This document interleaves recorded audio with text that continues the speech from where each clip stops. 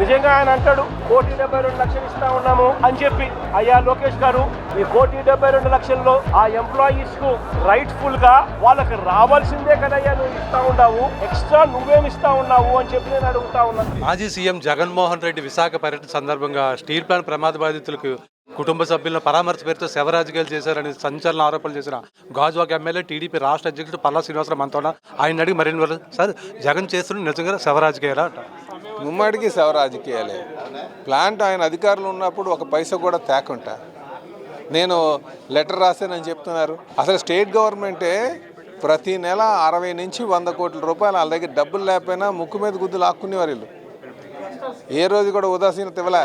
ఈరోజు మేము వచ్చిన తర్వాత 2,600 కోట్ల రూపాయలు ఈరోజు రాష్ట్ర ప్రభుత్వం భరించింది. 11,400 కోట్లు కేంద్ర ప్రభుత్వం పెట్టింది. అప్పుడే కదా ప్లాంట్ నడిచింది, లేకపోతే మూతపడిపోయేదే. కార్మిక నాయకులు అందరూ కూడా వచ్చి నాకు చెప్పారుగా, మీరు కానీ డబ్బులు కానీ తేకపోతే 3,600 కోట్లు ఇమీడియట్ పెట్టకపోతే ఆ ఉన్న రన్ అవుతున్నటువంటిది 30% మీద రన్ అవుతున్న బ్లాస్ట్ ఫర్నెస్ మూతపడిపోద్ది అని చెప్పేసి స్టీల్ ప్లాంట్ ప్రైవేట్గా రాపాలని తన వైసీపీ హయాంలో అసెంబ్లీలో తీర్మానం చేశామని జగన్ గుర్తు చేస్తారు.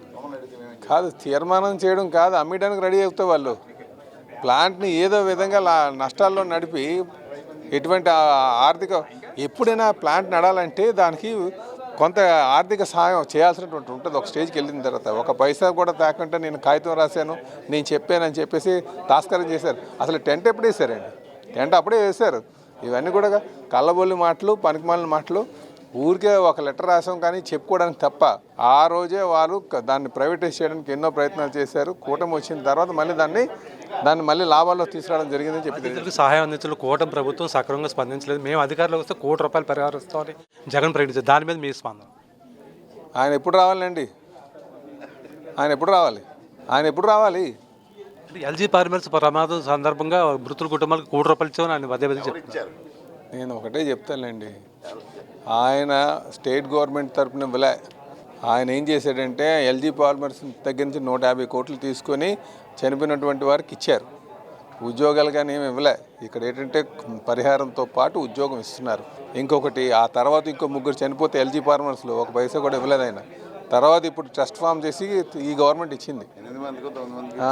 అవన్నీ ఆయన చెప్తున్నాడు అలాగేలాగని చెప్పి అందులో వాస్తవాలు లేవు, అన్నీ అబద్ధాలు. విన్నారు కదా, మాజీ సీఎం జగన్మోహన్ రెడ్డి పరామర్శ పేరుతో వచ్చి చేసింది శవరాజకీయాలను. స్టీల్ ప్లాంట్ ప్రైవేట్గా అడ్డుకోవడానికి వైసీపీ ప్రభుత్వ అధికారులు అప్పుడు ఎలాంటి ప్రయత్నాలు చేయలేదని పల్లా శ్రీనివాసరావు అయితే కొండ బద్దలు కొట్టారు.